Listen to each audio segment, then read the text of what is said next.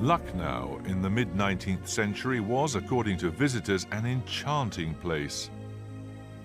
The British here enjoyed a life of luxury and tranquility. But in May 1857, all that changed.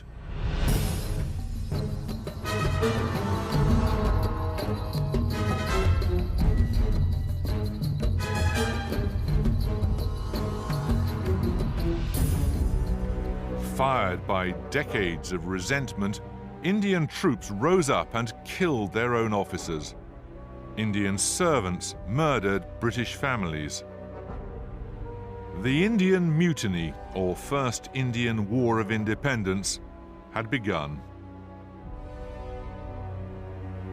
It reached its climax at the British headquarters in Lucknow.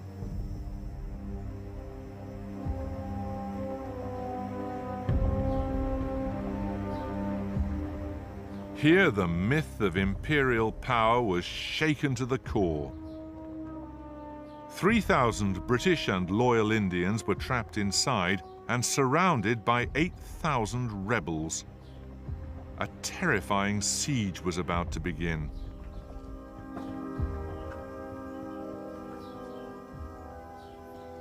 I think these must have been the servants' quarters or the kitchen or something. They're too small to be formal rooms, but the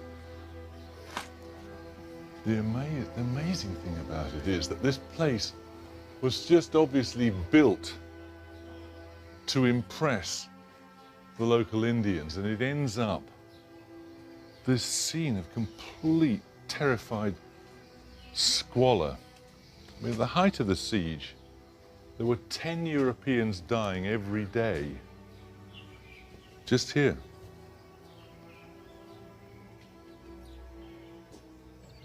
And these must be the marks of some of the cannonballs that struck the building. These ones didn't actually go through, but in other places you can see the balls have just gone straight through the wall.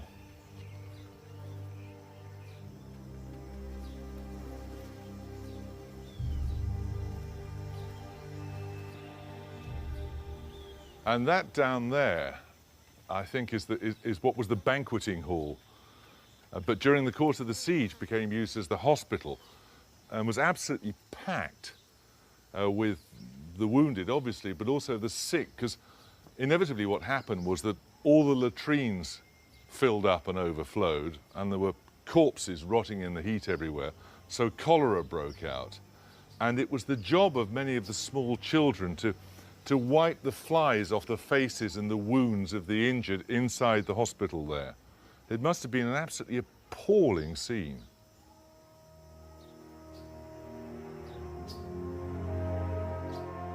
After 4.5 months, British relief forces arrived. As they fought their way into the stinking ruins, they showed no mercy. In the story of empire, rebellion always met with savage retaliation.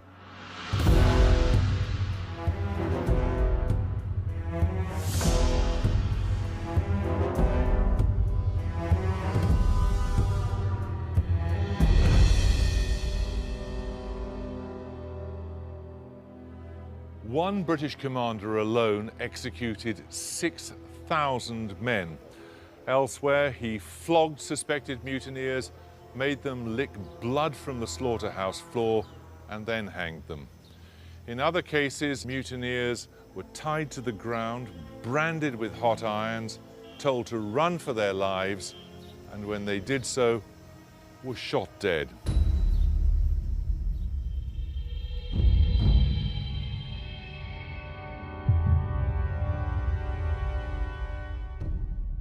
It was not enough merely to punish. An example had to be made.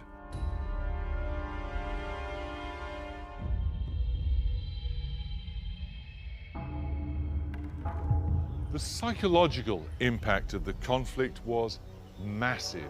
Each side now knew how very thin was the veneer of civilized coexistence, that with the right provocation, they could unleash hell on each other.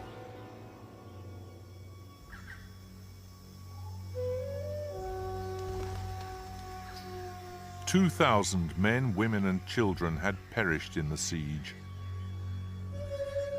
The pretense of British rule had been shattered, the bluff called.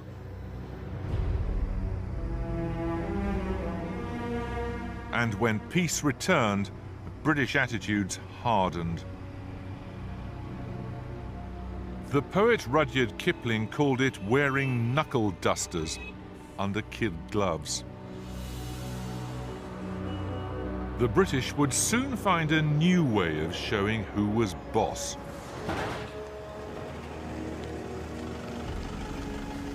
Look there.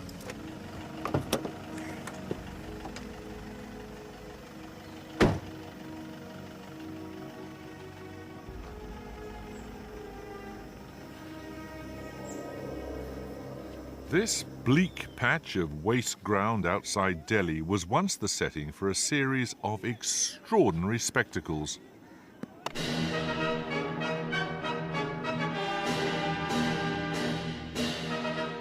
They were called durbars, the Indian word for a meeting between ruler and ruled. It was less a meeting than a ceremonial show of strength. One Indian called it terror in fancy dress.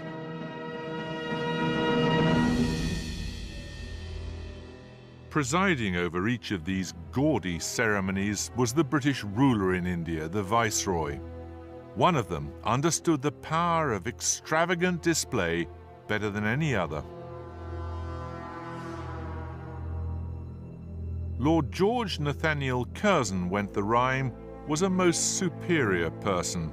He liked to assemble his magnificent uniforms, including assorted foreign decorations, from various places, one of them being a London theatrical costume shop.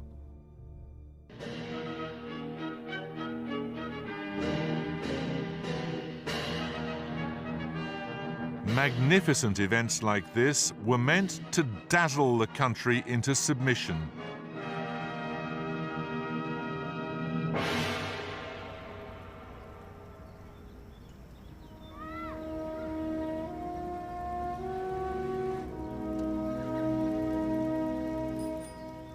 A few old statues in the corner of this foreign field are all that's left.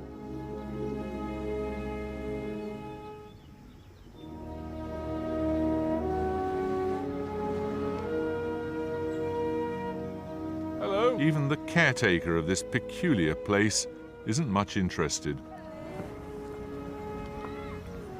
Hello. Hello. Can I ask you some questions? What do you think of all the statues just down here? इसके बारे में यहाँ तो कोई आता जाता नहीं है, कुछ भी नहीं, ऐसे ही रहता है, कभी आ जाते हैं गोरे लोग कभी कभार. Oh, I'm afraid we're some of the occasional white men. But do you know what happened here?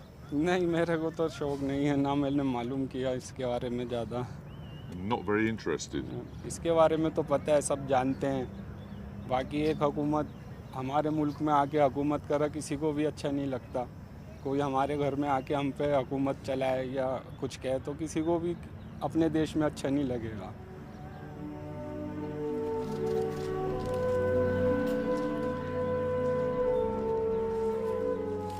There's one relic of the British Raj that still exerts something of its old magic.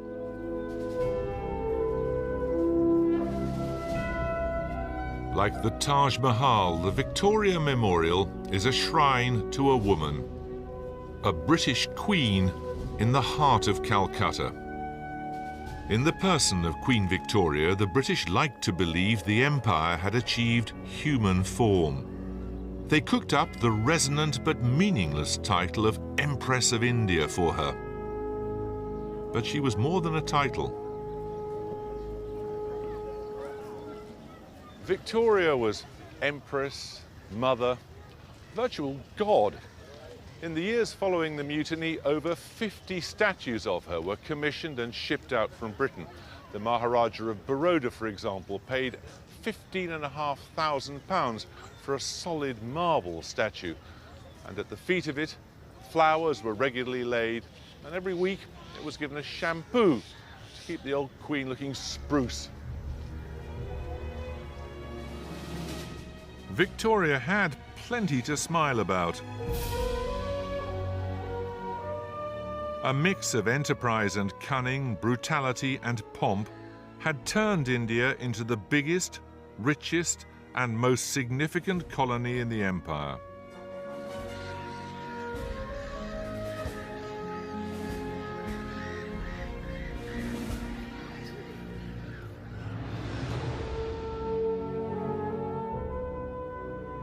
By the closing years of Victoria's reign, India formed the heart of an empire that stretched from Canada in the west to Australia in the east.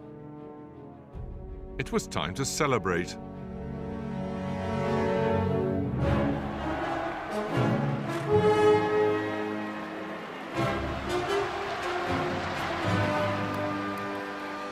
Victoria's Diamond Jubilee on the 22nd of June 1897 was the grandest showing off of empire Britain would ever see.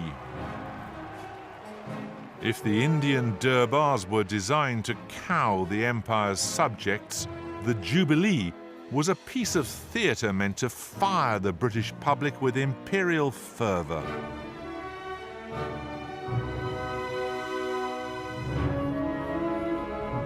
A vast cavalcade made its way across the capital to the so-called parish church of empire, St. Paul's Cathedral.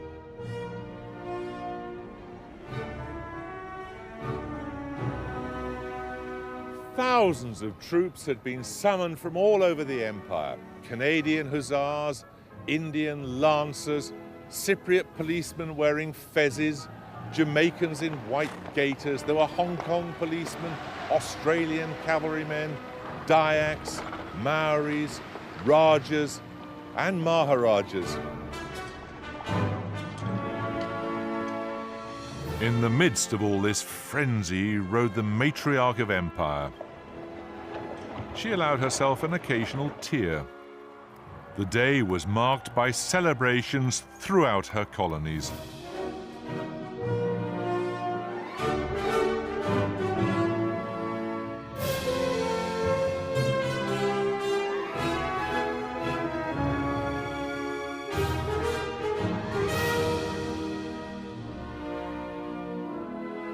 The Daily Mail brought out a special edition in gold ink to mark the occasion. As the procession passed, its star reporter was quite overcome. You begin to understand, as never before, what the empire amounts to. Not only that we possess all these remote, outlandish places, but that we send out a boy and he takes hold of savages and teaches them to obey him and to believe in him and to die for him and the Queen. But not everyone shared this sense of wide-eyed amazement. There were some who looked at the spectacle and wondered. They remembered the splendor of the Roman Empire and how that had fallen. How could an empire that wouldn't stop growing be sustained?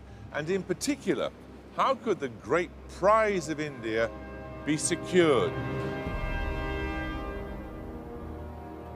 The answer to that had already taken the British to some pretty unexpected places.